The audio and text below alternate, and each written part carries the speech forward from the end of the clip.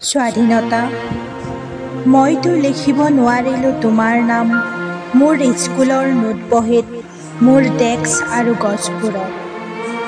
লিখিব নোৱাৰিলোঁ তোমাৰ নাম ৰাতিৰ আশ্চৰ্যবোৰত, দিনৰ চেতৰুটিবোৰত, মোৰ শৈশৱৰ প্ৰতিধ্বনিত আৰু মৃত্যুৰ দুৱাৰদলিত।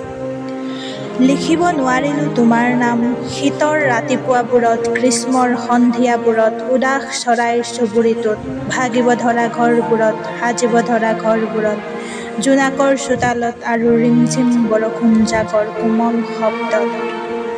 স্বাধীনতা। লিখিব নোৱাৰিলোঁ মই তোমাৰ নাম বৃন্দাবনত, জুম্মা মছজিদত, জালিৱানাৱালাবাগত, মীনাক্ষীপুৰমত, মুৰাদাবাদত, দুলিয়াজানত। লিখিব নোৱাৰিলোঁ মই তোমাৰ নাম শ্ৰমিকৰ ঘামবোৰত, শ্বহীদৰ তেজবোৰত, সত্যৰ অন্বেষণত আৰু ৩৪টা টাপলি মৰা মোৰ কপাহী কামিজযোৰত।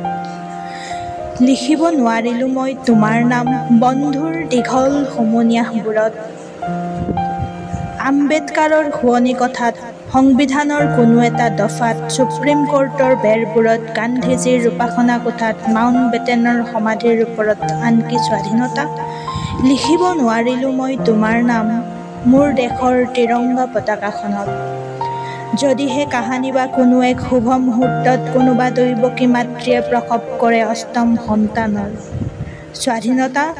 মোক জনাবলৈ নাপাহৰিবা, কাৰণ সেইদিনাখনি মই লিখিম তোমাৰ নাম মোৰ দেশৰ অৰণ্য আৰু মৰুভূমিত, বালিত আৰু বৰফত, উদাস চৰাইৰ কণ্ঠত, প্ৰত্যেকটো নৱজাত শিশুৰ কপালত, ঘৰবোৰত, পথাৰবোৰত, ৰুটিবোৰত, মৌমাখিবোৰত, মোৰ কামিজটোত, আপোনজনৰ হাতৰ তলুৱাত, মুখাগ্নি নকৰা শত্ৰুৰ চিতাবোৰত, ক্লান্ত নোহোৱা ঘোঁৰাৰ খুৰাবোৰত, দুখৰ দিনৰ বাঁহীটোত, সুখৰ চোতালখনত, মোৰ আইৰ প্ৰতিটো খোজৰ ওপৰত।